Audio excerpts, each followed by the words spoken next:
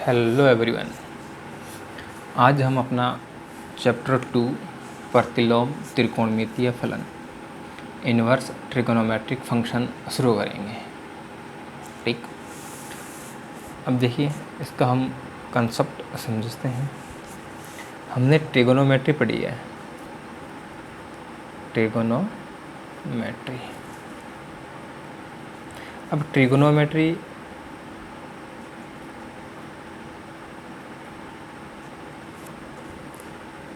Trigonometry का opposite है, trigonometry का विलोम है, वहीं अपना क्या होगा, इन्वर्स ट्रिगोनोमेट्री हो जाएगी।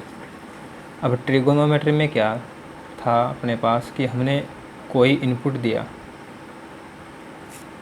ठीक है, हमने कोई इनपुट दिया और हमें उस इनपुट का क्या मिला, आउटपुट मिला। ट्रिगोनोमेट्री में था कि इनपुट का हमें क्या मिला, आउटपुट।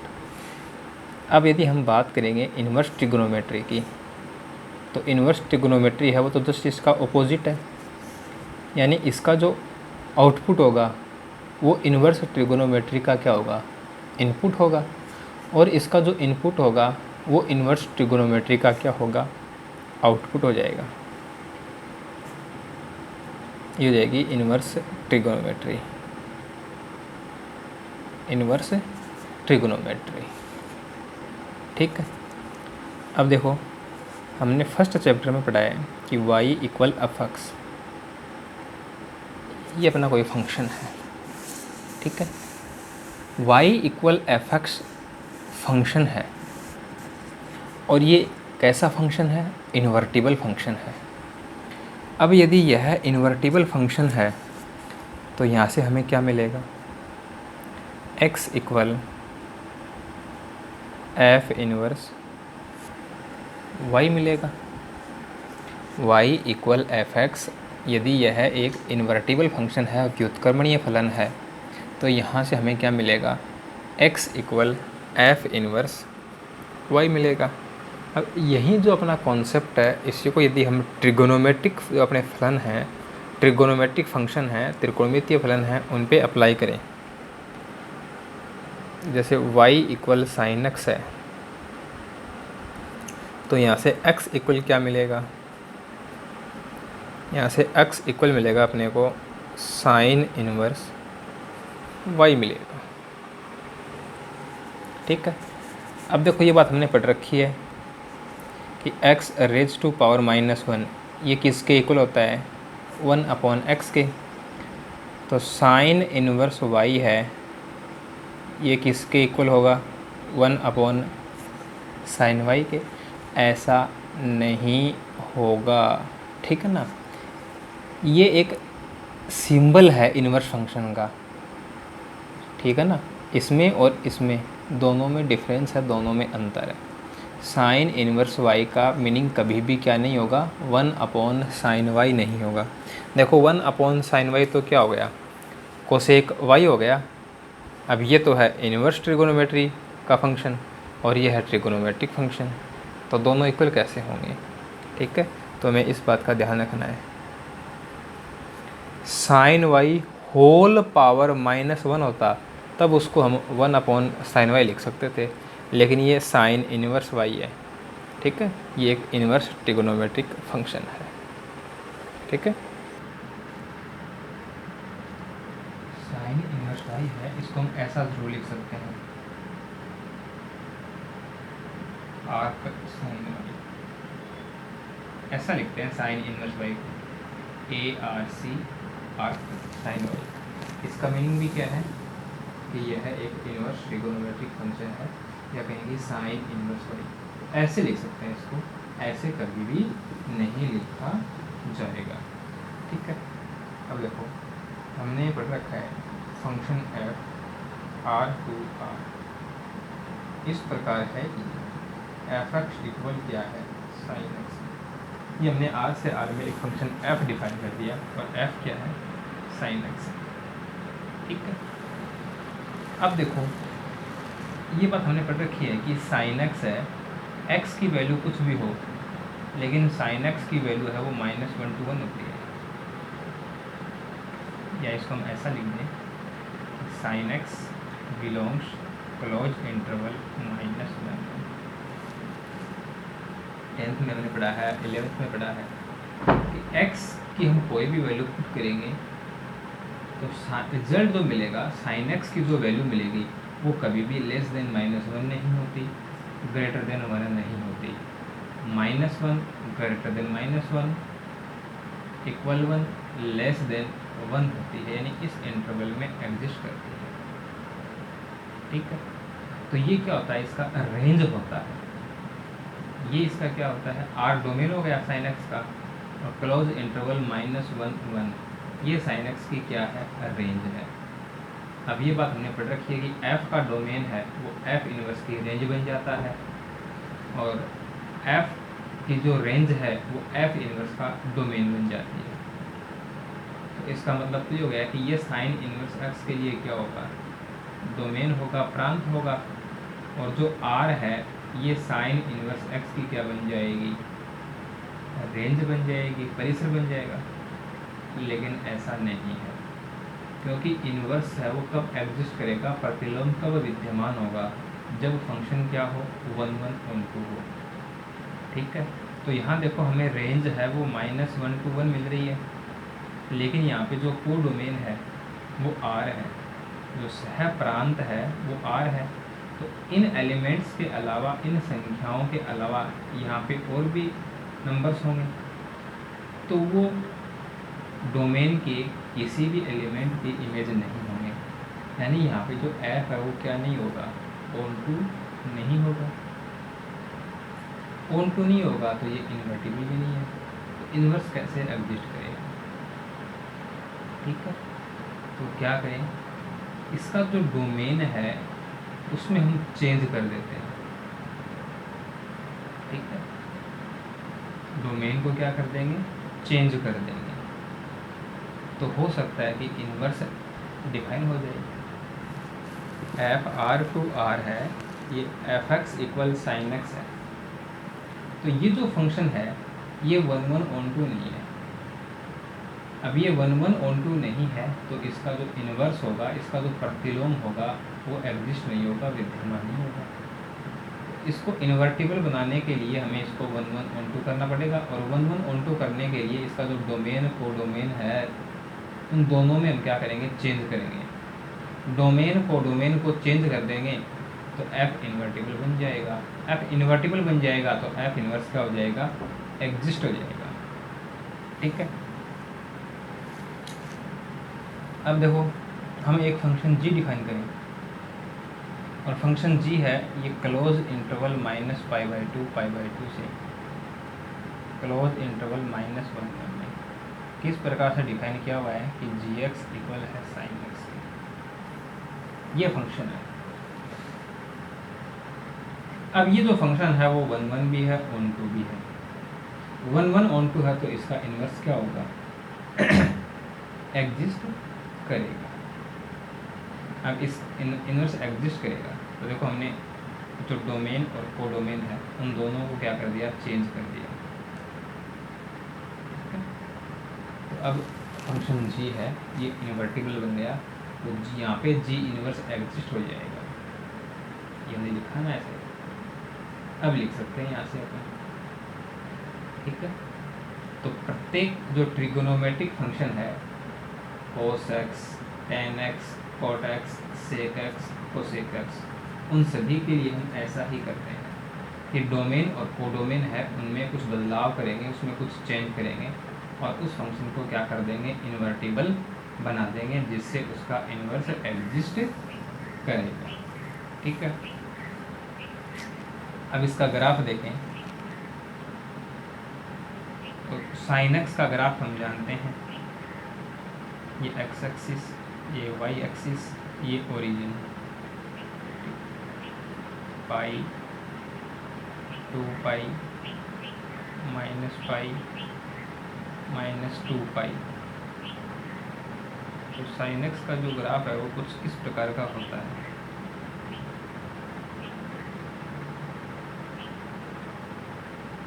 कुछ इस प्रकार का होता है साइन एक्स का ग्राफ। ये किसका ग्राफ है? y इक्वल साइन एक्स का ग्राफ है, ठीक है। ये जो वैल्यू हो π/2 की होती है, ये जो वैल्यू है 2 माइनस,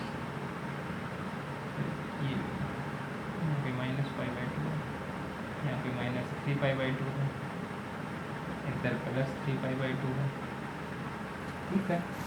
तो y इक्वल साइन एक्स है, ये इसका ग्राफ है। अब हमें क्या करना है? y equal sign inverse x का ग्राफ प्लॉट करना है। अब हम किसका ग्राफ प्लॉट करेंगे? y equal sign inverse x। तो सीधी सी बात है, जब हमने y इक्वल साइन एक्स का ग्राफ प्लॉट किया है तो यहाँ पे जो पॉइंट था ए बी, यहाँ वो पॉइंट क्या बन जाएगा? बी ए बन जाएगा। ये तो होगा। यदि हमें फंक्शन f ऑर्डर्ड पेयर के सेट के फॉर्म में दिया हुआ है और हम f इनवर्स लिखते हैं तो क्या करते हैं? ऑर्डर पेयर के जो एलिमेंट्स होते हैं उनको इंटरचेंज कर देते हैं। तो वही काम यहाँ पे करना है, ठीक है। और ग्राफ बनाना हमने 10th क्लास में अच्छे से सीखा है कि हम कैसे ग्राफ बनाते हैं, वही तरीका है ग्राफ खींचने का। अब देखो, साइन इनवर्स एक्स है, -π/2 है, x की वैल्यू हमने -π/2 ले ली, तो y की वैल्यू क्या आएगी? -1 आएगी। यहाँ ये हो जाएगा -1, ये हो जाएगा 1, यहाँ पर ये है -π/2 और यहाँ है π/2। तो जब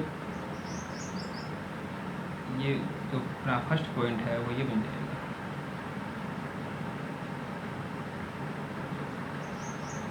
तो साइन एक्स है तो ये इसका डोमेन है, ये इसकी रेंज है। तो हम बात कर रहे हैं साइन इनवर्स एक्स की, तो ये डोमेन, ये रेंज। तो एक्स की वैल्यू क्या लेंगे? -1। एक्स की वैल्यू -1 लेंगे तो y इक्वल क्या मिलेगा? -π/2 मिलेगा। तो हमने ये ले लिया x की वैल्यू -1, तो y की वैल्यू क्या होगी? -π/2। तो जो फर्स्ट पॉइंट अपना वो ये हो जाएगा। अब देखो 0 भी है इस इंटरवल में, 0 लेंगे तो हमें 0 मिलेगा, 0 0 ये पॉइंट हो जाएगा। फिर 1 लेंगे तो y इक्वल π/2 बन जाएगा, x इक्वल 1, y इक्वल π/2, ये पॉइंट होगा, ठीक है। इसका जो ग्राफ होगा वो कुछ इस टाइप का बन जाएगा, इस टाइप का बन जाएगा इस इंटरवल के अंदर, ठीक है ना। साइन इनवर्स एक्स का ग्राफ है, कब है? जब ये तो है इसका डोमेन और ये है इसकी रेंज। इस डोमेन और इस रेंज में ये साइन इनवर्स एक्स का ग्राफ होगा, ठीक है। तो यदि हम बात करेंगे फर्स्ट इनवर्स ट्रिगोनोमेट्रिक फंक्शन की प्रथम त्रिकोणमितीय अनुपात की, तो वो अपना साइन इनवर्स एक्स है। और साइन इनवर्स एक्स का जो डोमेन होगा वो -1 to 1 होगा और जो रेंज होगी वो होगी -π/2, π/2, ठीक है। तो इस प्रकार से हम प्रत्येक त्रिकोणमितीय फलन के संगत प्रतिलोम त्रिकोणमितीय फलन परिभाषित कर सकते हैं, ठीक। कोई भी अपना जो ट्रिगोनोमेट्रिक फंक्शन है उसके कॉरस्पॉन्डिंग हम क्या प्राप्त कर सकते हैं? Inverse trigonometric function. इन सभी ट्रिगोनोमेट्रिक फंक्शन की बात करें, इनकी कोरस्पॉन्डिंग जो अपने होंगे ITF इनवर्स ट्रिगोनोमेट्रिक फंक्शन, हम इनकी डोमेन और रेंज लिखते हैं, ठीक है। तो अपना फंक्शन फलन एक टेबल के फॉर्म में लिख लेते हैं सभी को। Sine inverse x, cos inverse x, tan inverse x,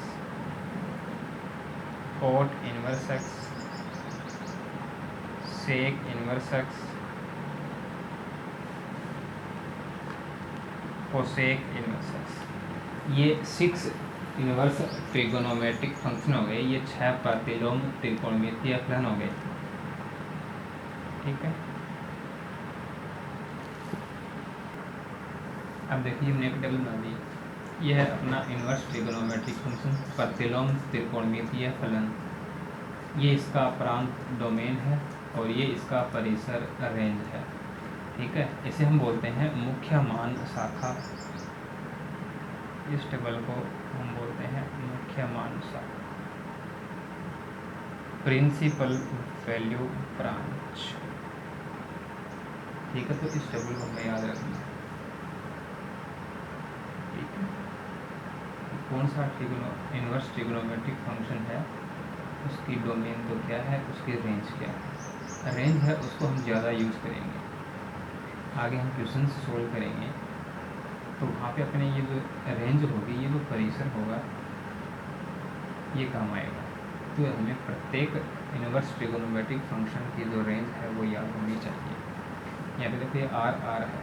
ठीक है, अब देखो एक सीक्वेंस में लिख लिया हमने, जैसे हम ट्रिगोनोमेट्रिक फंक्शन को लिखते थे, त्रिकोणमितीय फलनों को लिखते थे ना, sine cos tan cot sec cosec, वैसे ही हमने इनको लिख दिया sine inverse x, cos inverse x, tan inverse x, cot inverse x, sec inverse x, cosec inverse x. अब देखो इनको हम अच्छे से याद कैसे रखें। तो देखो फर्स्ट जो टू इनवर्स ट्रिगोनोमेट्रिक फंक्शन है, फिर जो दो हैं और लास्ट के जो दो हैं, इनकी डोमेन देखो सेम है, -1 to 1 closed interval -1 to 1 are. फिर आर में से इनको माइनस कर दिया, लेकिन इंटरवल है वो क्या हो गया, ओपन हो गया, है ना। ऐसे हम इसको एक ट्रिक के साथ याद कर सकते हैं। बात करेंगे इनकी रेंज की, तो साइन इनवर्स एक्स की जो रेंज है वो है close interval -π/2 π/2। Cos inverse x है, इसकी है क्लोज इंटरवल 0π। इन दो को हमने याद कर लिया, अब यहीं से हम आगे के लिख देंगे। अब क्या करो, ये जो इंटरवल है इसको चेंज करके लिख दो, लिख दिया ना, ओपन इंटरवल हो गया, तो ये टेन इनवर्स की हो गई, ये कोट इनवर्स एक्स की हो गई। अब सेक इनवर्स एक्स, अब बात करेंगे सेक एक्स की, तो सेक एक्स वो किसका रेसिप्रोकल था, किसका ऑपोजिट होता था, सेक एक्स कोस एक्स का उल्टा था ना, ये रहा कोस inverse x. Cos inverse x की रेंज क्लोज इंटरवल 0π, तो यहाँ पे आ जाएगा क्लोज इंटरवल 0π। ठीक है, अब देखो सेक एक्स इक्वल होता है 1/cos x। अब यदि cos x 0 बन जाए तो 1/0, और 1/0 क्या हो गया, n निर्धार्य रूप हो गया, n डिफाइन रूप हो गया। तो cos x 0 कब होता है, x = π/2 पर, तो π/2 को छोड़ देंगे, है ना। इस प्रकार से हम एक ट्रिक बनाते हुए इसको अच्छे से याद कर सकते हैं। ऐसे ही बात करेंगे कोसेक इनवर्स एक्स की, तो कोसेक एक्स उल्टा होता है साइन एक्स का, ये रहा साइन इनवर्स एक्स, इसकी रेंज ये रही, तो इसको ऐसा कैसा लिख दिया। अब बात करें कोसेक एक्स की, तो कोसेक एक्स होता है 1/sin x। यदि साइन एक्स 0 बन जाए तो ये अनडिफाइन हो जाएगा। साइन एक्स 0 कब होता है, 0 पर होता है, तो यहाँ से हमने क्या कर दिया, 0 छोड़ दिया, -0। तो ऐसे हम क्या करेंगे, इसको अच्छे से याद कर पाएंगे।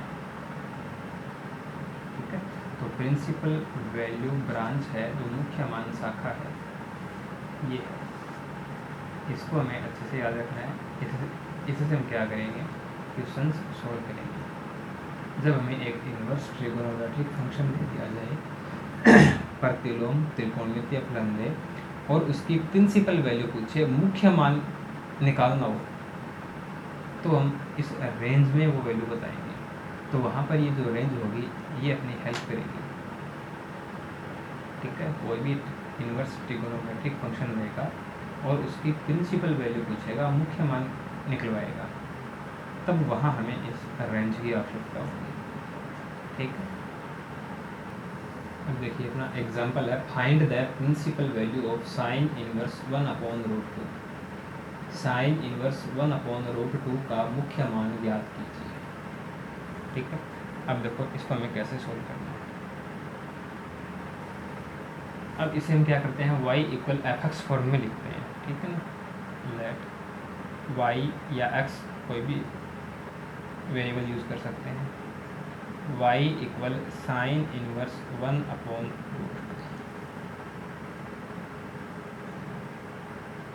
ठीक है, ये लिख दिया हमने। अब देखो y इक्वल एफ एक्स होता है, तो x इक्वल क्या होता है, एफ इनवर्स y होता है।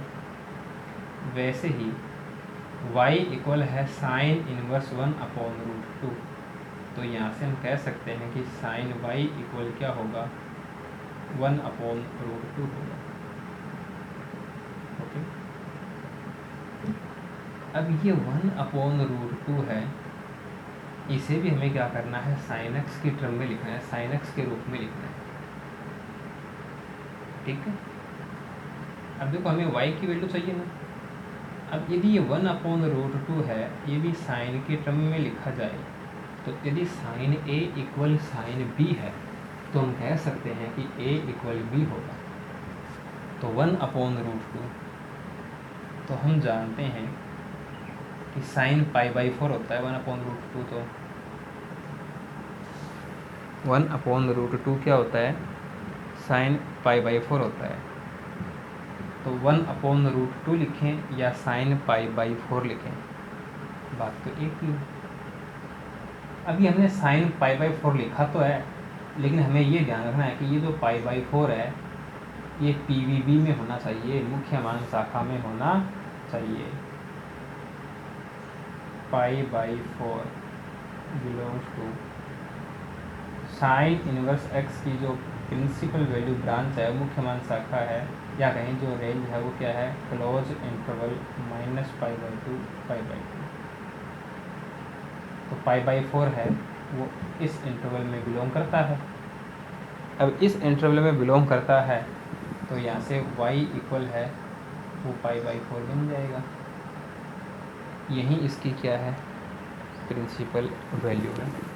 तो therefore the principal value of sine inverse 1/√2 is π/4। साइन इनवर्स 1/√2 का मुख्य मान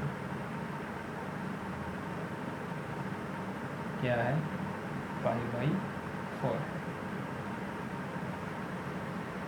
ठीक है, ऐसे ही हम एक एग्जांपल और लेते हैं। जैसे हमने ले लिया tan इनवर्स -1/√3 का। ठीक है, इसका हमें क्या करना है, मुख्य मान ज्ञात करना है, प्रिंसिपल वैल्यू बतानी है। तो जो अपना पहला काम होगा वो होगा, यदि हम इसको क्या करेंगे, y equal F x form में लिखेंगे। तो y इक्वल क्या हो गया, tan इनवर्स -1/√3। तो यहाँ से हम लिख सकते हैं, we can write tan y equal -1/√3।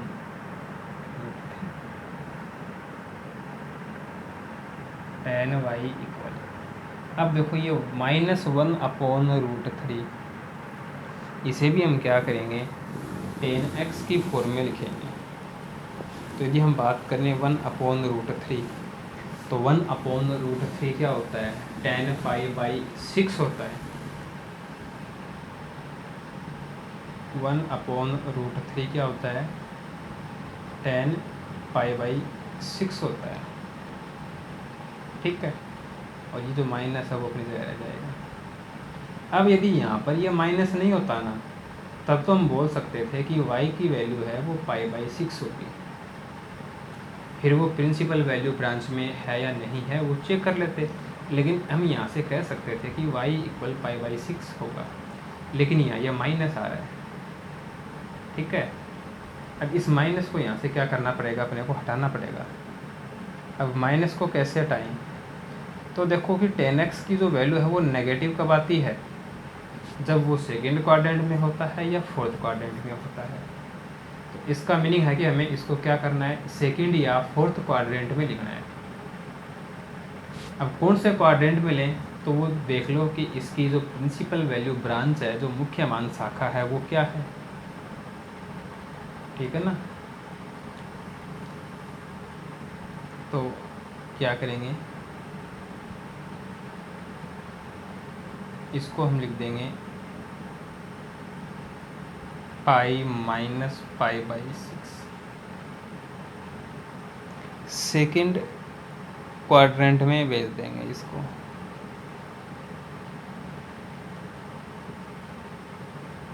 Pi minus pi by 6। तो ये क्या बन जाएगा,